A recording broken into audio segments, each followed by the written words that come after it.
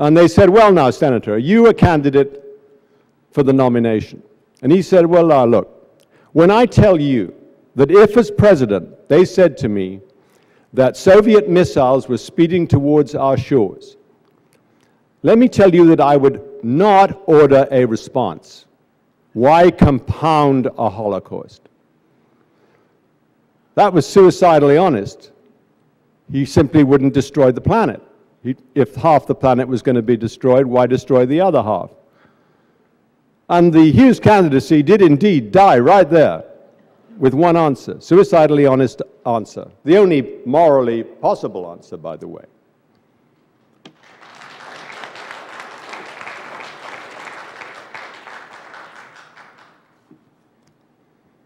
So we're left now with, as so often in American elections, all originality, all eccentric positions, all real challenge to the ongoing business as usual has been leached out.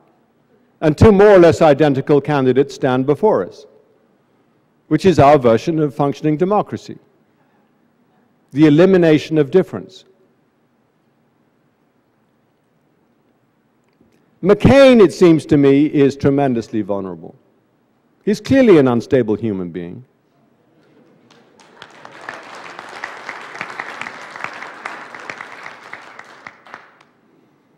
His role as a war hero, after 1 hour in the air dropping high explosive on civilians, mostly,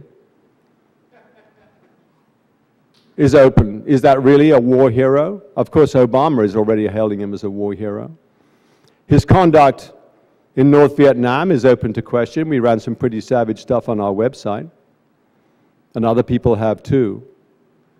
And in general, he's exhibited a frailty of judgment and knowledge, which is, even by the abysmally low standards of the presidency, pretty deplorable.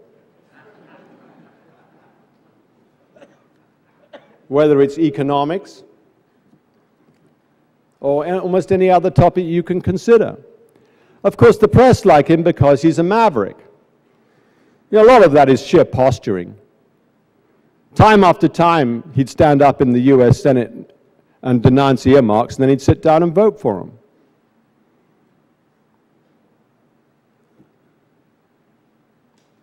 I think his temper might nail him. I think stuff will emerge which will be difficult for him to deal with. And then we're left with Obama. I'm not a fan of Obama's, I have to tell you.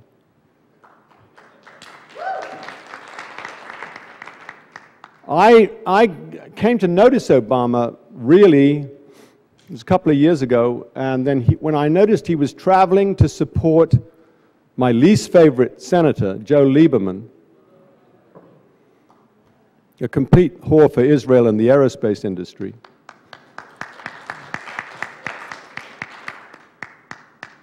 When Lieberman was under possible challenge in Connecticut.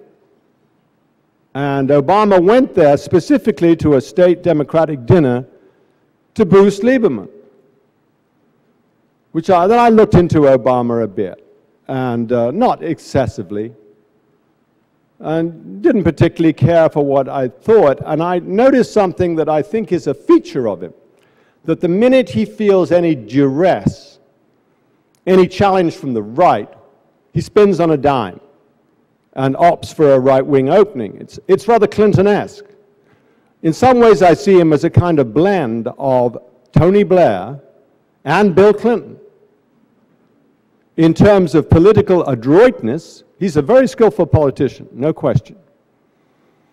And that particular brand of sort of quasi-evangelical rhetoric, which Blair was good at, I find it really hard to listen to myself. Some people are real groupies for it. I don't know. Obviously they are. He's the nominee of the Democratic Party. I came across when Durbin, the senior senator from Illinois, had been in politics at one point to quote an FBI report of conditions in Guantanamo.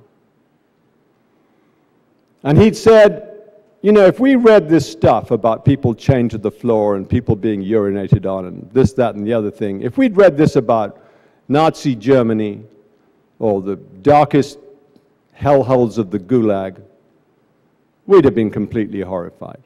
But yet, this is an American institution. Good statement.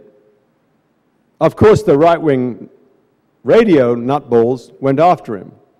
And finally, he was pushed into making an apology in the US Senate. And Obama made the speech. Well, he should have said, you know, Durbin spoke uncomfortable truth. That would have been a courageous and proper thing to say. Or he simply said, well, I'm not going to. Instead of which Obama laid into, so to speak, he said, my fellow senator has made a mistake. He said the word mistake 3 times. And I thought, what a deplorable piece of putting his finger up to the wind. He's got by on really less in terms of substantive commitments to anything than any candidate I can virtually remember. Even Jimmy Carter promised something that was totally fictional, but it sounded concrete, which was zero-based budgeting. Anyone remember that? Obama just promises change, which, as someone said yesterday, is a completely meaningless word, unless it's got some substance, some little bit of traction in terms of detail. Now, what happens with a Democratic candidate is normally they're supposedly run left in the primaries, then they get to the midway mark, and then they swerve right and run as fast as they can for what's called the center, which is defined, of course, by a tightly knit gang of fanatics at the heart of the media industry. He never really did run left. That bit we missed out, which shows the impotence of the left, really. You had the Edwards candidacy, which was the populist one, which kind of spluttered to a halt. You had the Hillary candidacy, which was all over the map. You know, bombing war one day, an indistinct populist message the next, and you finally had Obama. Now, the only moment I thought that there might be a glimmer of sense in the man is when he said, in a discussion of every candidate for the presidency has to basically say, I am prepared to destroy the planet. This is reckoned to be a true credential of the capacity to lead. Press button A, planet destroyed, mission accomplished.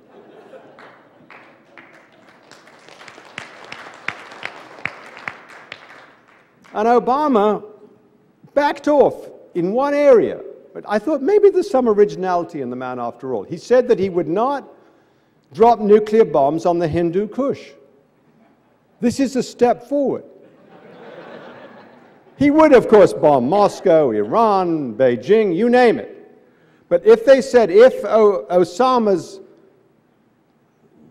minions are swarming around the highest peaks of the Himalayas, he would not immediately have recourse to nuclear weapons. This, to me, showed a sort of keen appreciation of reality. But I think he's abandoned it, along with whatever else. And now, of course, he's defining himself as completely safe. Every candidate has to render themselves safe to the big interest groups. Wall Street. Here we are in this huge subprime meltdown, which will be followed by the next meltdown and the meltdown after that, as the whole rickety paper wigwams of bogus credit stretching to the heavens all gradually disintegrate. They've dropped interest rates as low as they can. Price of oil is hitting $140 a barrel. It's a mess. It's a terrible mess. All the biggest names in Wall Street stand endangered.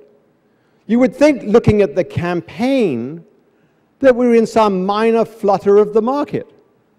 Not that the entire capitalist economy of the United States is listing dangerously. Now, some say, let it list. Over into the road it goes.